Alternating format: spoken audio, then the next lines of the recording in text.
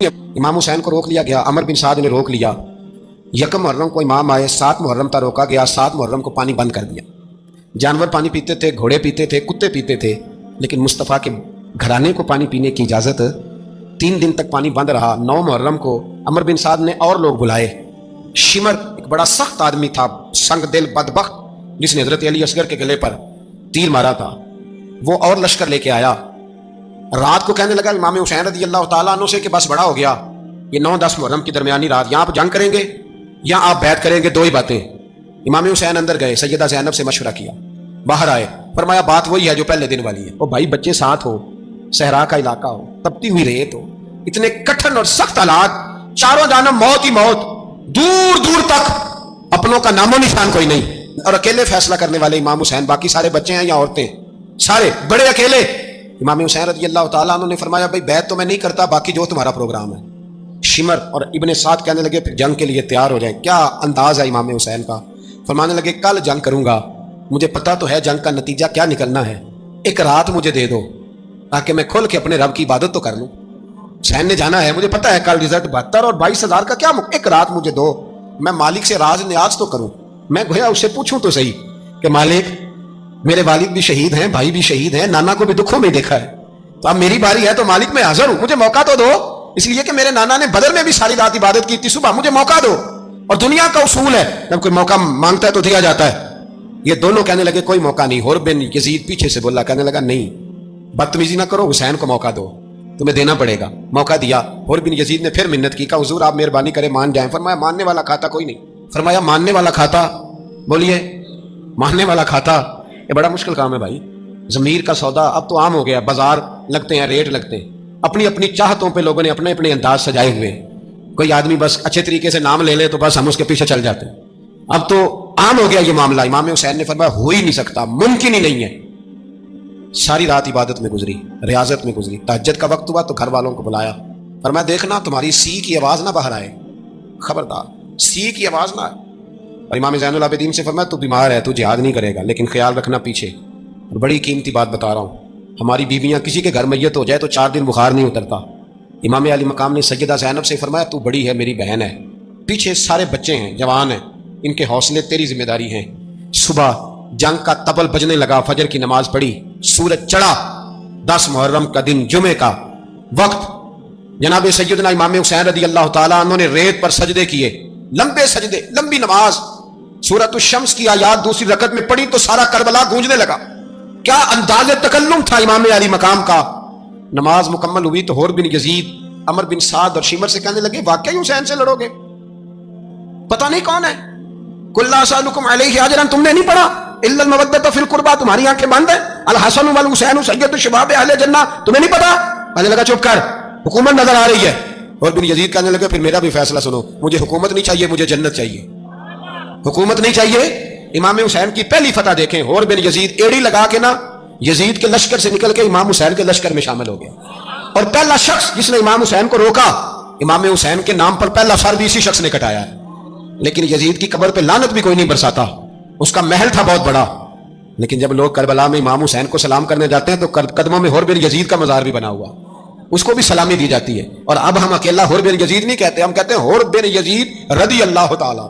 اب ہم اتنی تعظیم کرتے ہیں اس حر کی۔ جناب امام حسین کو میدان میں کھڑا کیا گیا، جہاد کا طبل بجا، پہلے خدام آئے، اور سن لو آج وہ پتہ نہیں بازاری سے لوگ چڑھ گئے اسٹیجوں پہ، بازاری سے، نہ چہرے پہ داڑھی ہے نہ سر پہ کوئی کپڑا ہے، بازاری لوگ ہیں، بھاگ رہے ہیں، بازو چڑھائے ہوئے ہیں، بٹن کھولے ہوئے ہیں، تماشا بنا دیا۔ سننے والوں کا بھی اللہ ہی حافظ ہے، وہ اسٹیج پہ اہل بیت کی شان بیان کرتا ہے، بھاگ کے ادھر جاتا ہے، یہ کوئی طریقہ ہے؟ سننے والوں کا بھی عجیب انداز ہے، ہر بندے کو سننے بیٹھ جاتے ہیں۔ دین مہذب ہے، تہذیب والا ہے، دلائل رکھتا ہے، دین وقار رکھتا ہے، ایسے لوگ اب دین بیان کریں گے؟ حضرت سیدنا امام حسین رضی اللہ تعالیٰ عنہ صبح جب جہاد کا وقت آیا، پتہ ہے کون کون تھے کربلا میں؟ امام حسین کے ساتھ امام حسین کے 4 بھائی تھے کربلا میں۔ کتنے؟ بول کے بتائیں۔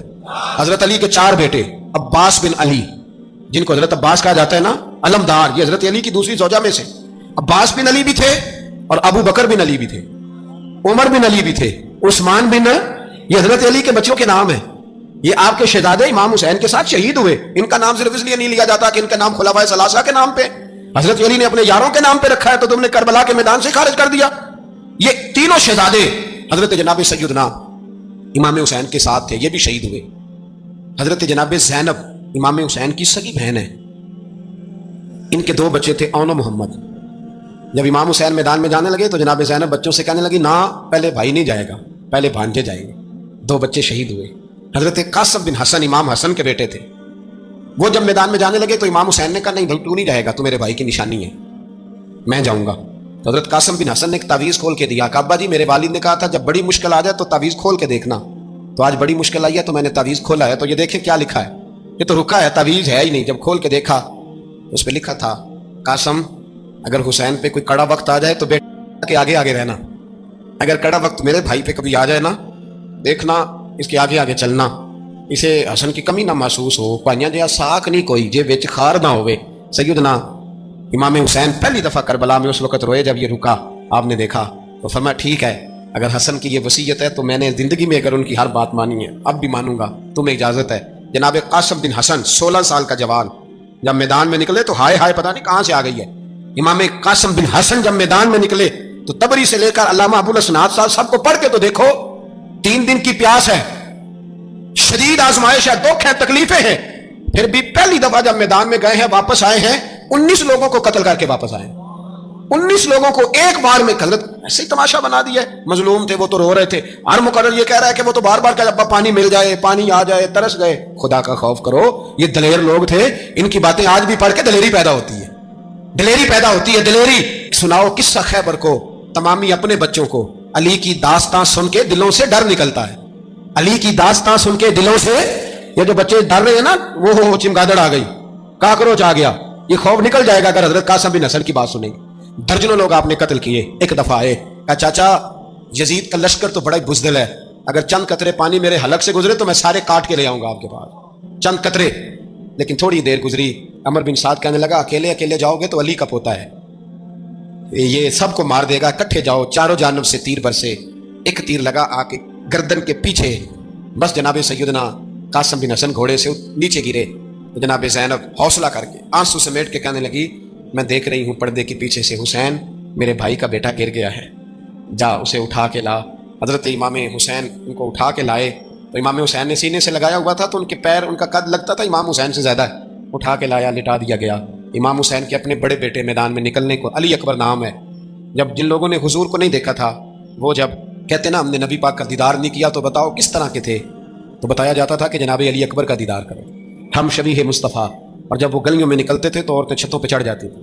جناب علی اکبر رضی اللہ تعالیٰ عنہ تلوار لے کے میدان میں نکلے، جوان بیٹے دینے بڑے مشکل۔ او یارو رٹا کیا ہے یہ تو بتاؤ، کہ ظالم آدمی حکمران ہے یار، یہ رٹا ہے، ایک ظالم کا رستہ روکنا ہے، اس رٹے کے لیے ہم شبیہ مصطفیٰ۔ جناب سیدنا امام علی اکبر میدان میں نکلے، بڑے لوگ مارے، بڑے، پھر ایک تیر ان کے بھی گلے میں لگا، اور جب وہ گرے نا زمین پہ تو حضرت امام حسین دوڑ کے آئے، دوڑ کے، اور جب تشریف لائے تو ان کے گلے سے تیر کھینچا تو ایک جملہ لکھا ہے صاحب تبری نے، اس نے حد کر دی، کہنے لگے تیر کھینچا تو امام حسین کی آنکھوں میں آنسو آئے، کہنے لگے کاش جناب ابراہیم آج میرے سامنے ہوتے تو میں انہیں کہتا کہ آپ نے تو بیٹا ذبح کرتے وقت آنکھوں پہ پٹی باندھی تھی، دیکھو میں کھلی آنکھوں سے بچے ذبح کر رہا ہوں، کھلی آنکھوں، کاش جناب ابراہیم خلیل ہوتے تو انہیں کہتا۔ جناب علی اکبر بھی شہید ہوئے۔ حضرت علی اصغر کو تو اچانک اٹھایا تھا امام حسین، باہر نکلے تو گردن پہ تیر لگا تو 6 مہینے کا بچہ وہ بھی شہید ہوا، خون اچھالا آسمان کی طرف تو کہا مولا دیکھ لے میں نے 6 مہینے والا بھی نہیں بچایا، وہ بھی دے دیا ہے۔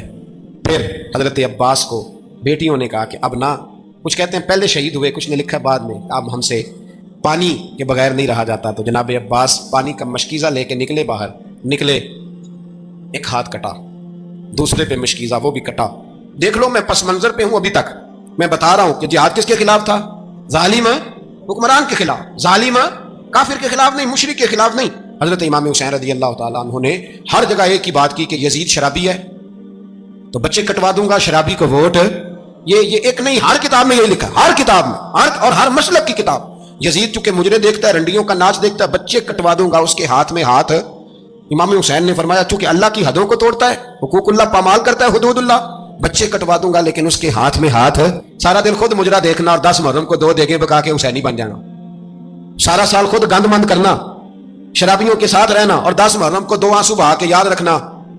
میں ہمیشہ کہتا ہوں، پھر کہہ رہا ہوں، جس کے موبائل میں گندے گانے ہیں، گند دیکھتا ہے، شرابی کبابی کا سپورٹر ہے، ووٹر ہے، یا مجرے دیکھتا ہے آتا جاتا ہے، وہ یاد رکھے قیامت میں امام حسین کا ہاتھ ہوگا، اس کا گریبان ہوگا۔ ہم سے نہ رقم ہوں گے قصید یزید کے، ہم لوگ تو حسین کے سیرت نکال۔ حضرت عباس بازو کٹا، پھر پانی تو بھر لیا تھا، لا نہ سکے، پھر گردن کٹی تو شہید ہوئے۔ بچوں کی بھی شہادت ہوئی، پر جب ان کا لاشا اٹھایا تو امام حسین کہنے لگے مولا اب نہ حسین کی کمر کمزور ہو گئی ہے، اب کمزور ہو۔ اور بھائی ایک میت ہو جائے تو 4-5 دن تو پوری آنکھیں نہیں کھلتی، کیسا جری خاندان ہے۔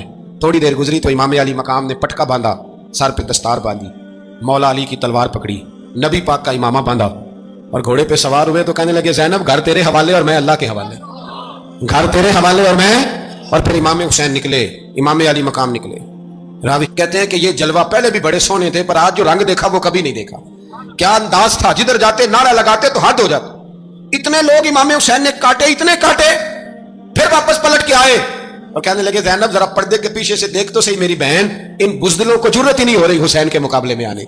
ایک دوسرے کو دھکا دیتے، تو جا تو جا، پھر اکٹھے وار ہوئے۔ یہ کون ہے؟ کٹا ہوا، لباس ہے پھٹا ہوا، یہ بال یقین حسین ہے، نبی کا نور عین ہے۔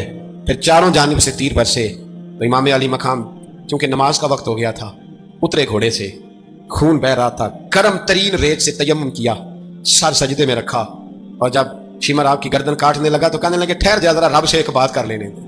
اور پھر بولے امام حسین، کہنے لگے مالک تو اب بتا کہ حسین سے راضی ہے کہ ناراض ہے، تو بتا۔ تو پھر ایک آواز آئی، یا ایتھا النفس مطمئنہ ارجعی الی ربک راضیۃ مرضیہ، فرمایا نفس مطمئنہ واپس آ جا، تو اللہ سے راضی ہے، اللہ تجھ سے راضی ہے۔ امام حسین وہاں شہید ہو گئے۔ اب یہ قافلہ امام حسین کا سر کاٹ، ذرا دیکھنا غور کرنا، سر کاٹ کے نیزے پہ رکھا ہے، جسم کربلا میں پڑا ہے، عورتوں کو گھوڑوں پہ بٹھا کے لے جایا گیا یزید کے دربار میں۔ یزید پہلے عبید اللہ ابن زیاد نے بدتمیزی کی، پھر یزید نے کی۔ سعودی عرب کا ایک مولوی بول رہا تھا، سعودی عرب کا، ان سے بھی بڑا عشق ہے، جس نے تقریر سننی ہو میرے پاس ہے۔ ہمیں لوگ مشورے دیتے ہیں کہ جو یزید کو اچھا کہے اور حسین کو باغی کہے اس کو ہم امام مان لیں، اس بے شرم بے حیا کو جو نبی پاک کے گھرانے کے بارے میں بکے اسے امام۔ سعودی عرب میں مسجد نبی میں درس دینے والا جس نے تقریر سننی ہو میرے پاس ہے، وہ کہتا ہے یزید تو بڑا اچھا آدمی تھا، اس نے تو بڑی خدمت کی، تو میں نے اسے کہا رشتہ داری کر لیا یزید کے ساتھ، قریب ہو جا۔ شرم نہیں آتی؟ آج بھی نبی پاک کا دل دکھاتے ہو، حیا نہیں آتی، خیال نہیں آتا؟ اور لوگ گھر میں بیٹھ کے باتیں کرتے ہیں، کہتے ہیں جی جو بیت اللہ میں ہو وہ بھی برا ہو سکتا ہے۔ بیت اللہ میں تو 360 بت بھی تھے، وہ اچھے تھے۔ مدینے میں تو 360 منافق بھی رہے، پوری سورہ منافقون نازل ہوئی، وہ اچھے تھے۔ عجیب تماشا بنا دیا لوگوں نے مذہب کا۔ کہتا ہے یزید نے تو بڑی خدمت، تو عبید اللہ ابن زیاد نے قتل کیا۔ بے شرمو، اگر عبید اللہ ابن زیاد نے بھی قتل کیا تھا تو حکومت کس کی تھی؟ تو پھر یزید نے عبید اللہ ابن زیاد کو سزا کیوں نہیں دی، بلکہ ایک جگہ 2 گورنریاں دی اس کو؟ یہ حال کیا۔ بلکہ سنو کہ یزید چھڑیاں مار رہا تھا، چھڑیاں امام حسین کے لبوں پہ، تو نعمان بن بشیر صحابی تھے، بول پڑے، کہنے لگے یزید بدبخت ہاتھ پیچھے اٹھا، مجھے اللہ کی عزت کی قسم میں نے سینکڑوں بار نبی پاک کو ان ہونٹوں کو چومتے دیکھا ہے۔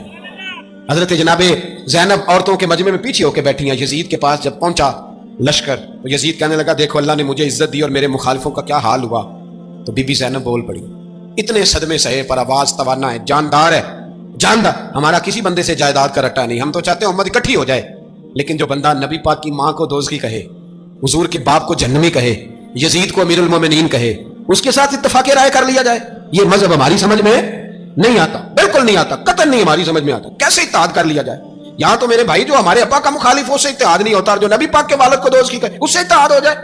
کہتے ہیں جی وہ جی اتنی فرقہ واریت ہو گئی، ہم کس مسجد میں جائیں؟ 60 پارٹیاں پاکستان میں رجسٹرڈ ہیں جو الیکشن لڑتی ہیں، کبھی کسی بندے کو ٹینشن نہیں ہوئی کہ کس کے پاس جائیں کس کے پاس نہ جائیں، کبھی نہیں کو بولا کہ اب وہ بھی کھڑا ہو گیا، وہ بھی کوئی ٹینشن نہیں۔ مذہب کی باری ٹینشن ہو جاتی ہے، اتنا بڑا مذہب ہوتا ہے بھائی، غلط بندے بھی آ جاتے ہیں بیچ میں، تھوڑا پہچان کے چلنا پڑتا ہے صحیح کون ہے اور غلط۔ اور یہی تو ہمیں امام حسین نے بتایا ہے کہ مذہب کے اندر ہی تم نے شناخت کرنی ہے کہ بندہ ٹھیک کون ہے اور بندہ غلط، یہی تو کربلا ہے، یہی تو امام حسین نے بتایا، کفر اسلام نہیں، حق اور باطل۔ تو سمجھیے گا حضرت سیدہ زینب نے جب سنا نا کہ یہ کہہ رہا ہے کہ مجھے اللہ نے عزت دی، تو جناب زینب بولی، نعمان بن بشیر کہتے ہیں بی بی بولی، اتنے صدمے ہیں اور جناب زینب بولی اللہ اکبر، اس انداز میں بولی کہ پہلے قرآن مجید کی آیت پڑھی، کہنے لگی وَتُعِزُّ مَن تَشَاءُ وَتُذِلُّ مَن تَشَاءُ بِيَدِكَ الْخَيْرُ إِنَّكَ عَلَىٰ كُلِّ شَيْءٍ قَدِيرٌ۔ اور پھر کہنے لگی یزید تو بکتا ہے، کہتا ہے کہ تو عزت والا ہو گیا، یہ تیری حکومت ہے، 4 دن گزرنے دے، تجھ پہ کوئی لعنت بھی نہیں برسائے گا، اور میرے بھائی کا قیامت تک ممبروں میں اور خطبوں میں ذکر ہوا کرے گا، وقت گزرنے دے۔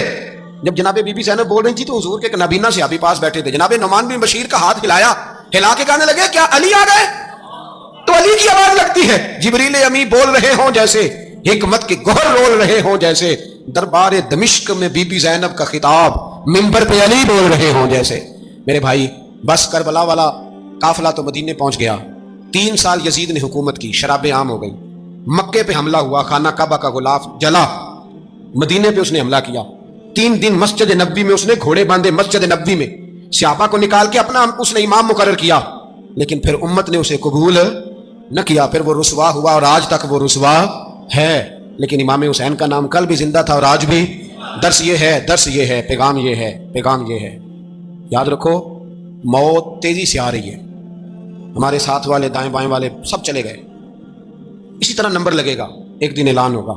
ضمیر کے قیدی بن کے زندگی نہ گزارو، بالکل نہ گزارو، یہ تھوڑی سی زندگی ہے، دنیا سجن المومن، حق بات کرو، حق پہ ڈٹنا سیکھو، دین سمجھو، خبردار رسول پاک صلی اللہ علیہ وسلم کے دین میں ظالم، جابر، فاسق، فاجر کی کوئی گنجائش قطعاً نہیں ہے۔ اپنے آپ کو سمیٹو، اپنے آپ کو سنبھالو، دین میں اپنا کردار ادا کرنے کی کوشش کرو۔ دین طلب کرتا ہے ہم سے کہ ہم نے دین کو کیا دیا ہے۔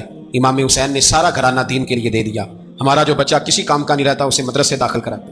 ہم نے دین اتنا کمزور کر دیا ہے کہ عالم اگر شور نہ کرے، عالم اگر شور نہ کرے، زور نہ کرے، گھٹن والا ماحول ہو گیا، مذہب کی پوزیشن کمزور کر دی۔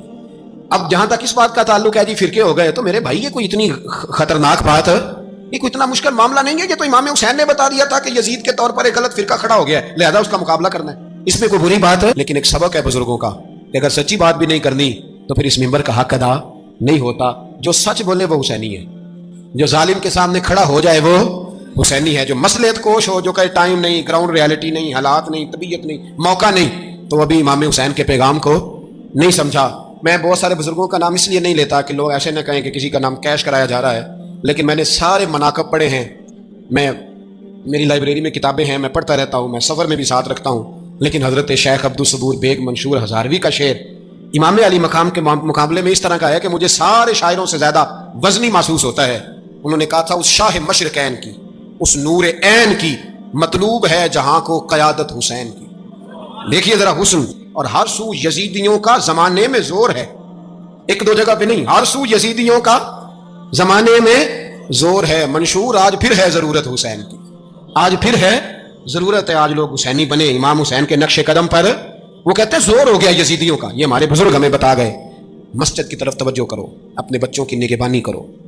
دنیا کی زندگی اتنی مختصر ہے کہ ایک خواب لگے گا جب ہم جائیں گے دنیا، ایک خواب لگے گا، خواب تھا جو کچھ کے دیکھا، جو سنا افسانہ تھا۔ اہل بیت نبوت کا اسوہ عبادت ہے، ریاضت ہے، پردہ ہے، پرہیزگاری ہے، اس پر توجہ کریں۔ جن کی بچیاں سر نہیں ڈھانپتی وہ 10 محرم کو بے شک دیگ نہ پکایا کریں۔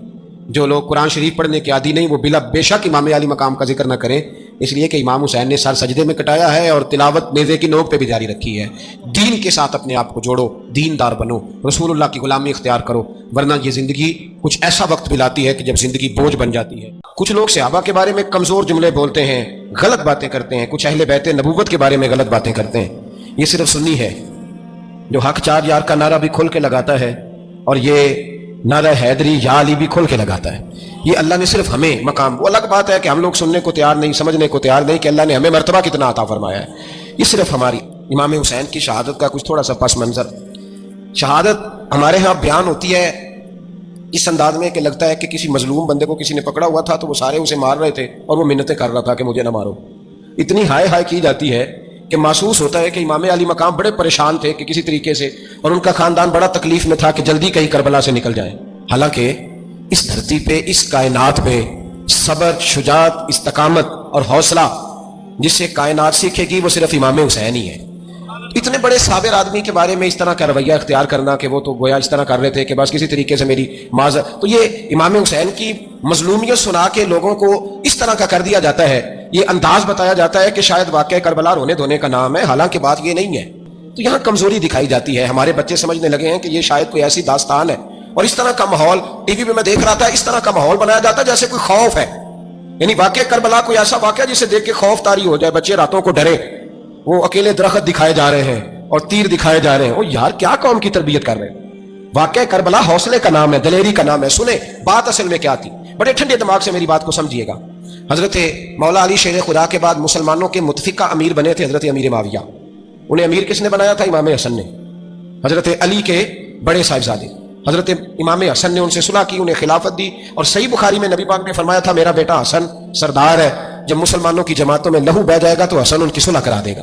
وہ صلح امام حسن نے کرائی. جناب امیر معاویہ امیر بن گئے. حضرت امیر معاویہ رضی اللہ تعالیٰ عنہ بڑا پیار کرتے تھے نبی پاک سے, بڑا احترام کرتے تھے حضور کے خاندان کا. ان کی جو اجتہادی خطائیں ہیں وہ اپنی جگہ پہ موجود ہیں. چونکہ امام حسن نے ان سے صلح کر لی, لہذا ہم بھی ان کے بارے میں کوئی جملہ کہنے کے مجاز, ہماری مجبوری امام حسن ہے, اس لیے کہ جسے امام حسن صحیح کہے پھر امام حسن کے ماننے والے کو اسے غلط نہیں کہنا چاہیے. حضرت امیر معاویہ رضی اللہ تعالیٰ عنہ کا جب وصال ہوا تو حضرت امام حسن پہلے ہی ان سے وصال کر گئے, آپ کو زہر دے دیا کہ آپ شہید ہو گئے.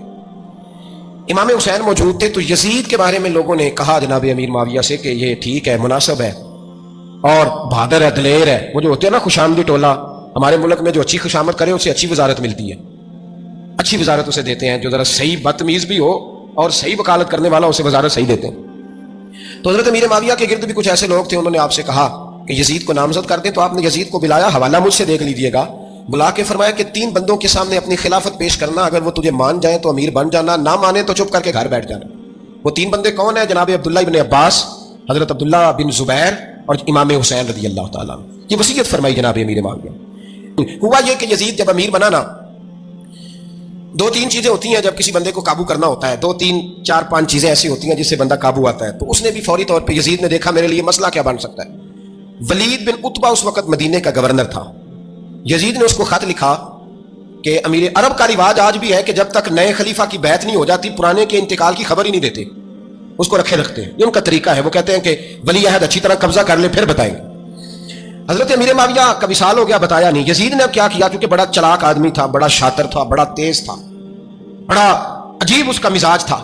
یہ چلاک لوگ زندگی میں ہمیشہ دھوکہ کھاتے ہیں, چلاکیاں انسان کو گراتی ہیں, اور اتنا منہ چھیل جاتا ہے کہ منہ پہچانا ہی نہیں جاتا. بندہ اپنے آپ کو رب رسول کے حوالے کر دے تو اللہ بڑی بہترین جزائیں عطا کرتا ہے. یہ لوگ تیزی دکھاتے ہیں بعض. تو یزید بھی تیزی دکھانے والا تھا. اس نے ولید کو خط لکھا, کہنے لگا کہ فوری طور پہ عبداللہ ابن عباس کو بلاؤ اور اسے کہو میری بیعت کریں. یہ جو بیعت ہوتی تھی نا, یہ بھی سن لے کیا ہوتی تھی. یہ بیعت حلف ہوتا تھا, حلف کہ میں اللہ رسول کے نام پہ حلف دیتا ہوں کہ میں یزید کی اطاعت کروں گا, میں اس کے خلاف کوئی بغاوت نہیں کروں گا. یہ بیعت لوگ سمجھتے ہیں کہ بس ہاتھ پکڑنے کا نام بیعت تھا. اس بیعت کا متبادل جمہوری ملکوں کے اندر ووٹ آیا ہے, اس کا متبادل لفظ.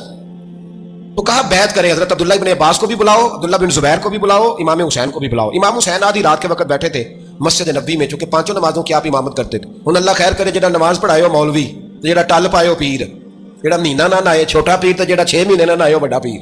کہتے بابا پہنچے ہیں, کڑے چھڑے جو پہن لیے. بھائی امام حسین تو نمازیں پڑھاتے تھے, مولا علی تو نمازیں پڑھاتے تھے, مسجد کے خطیب تھے. اب اس کو تو مولوی کہہ دیا جاتا ہے بیچارے کو. تو ملنگ کون ہوتا ہے جی؟ کہتے جڑا کپڑے کٹ پائے. کیا تماشا ہے, قوم جدھر دل کرتا ہے نکل جاتی ہے.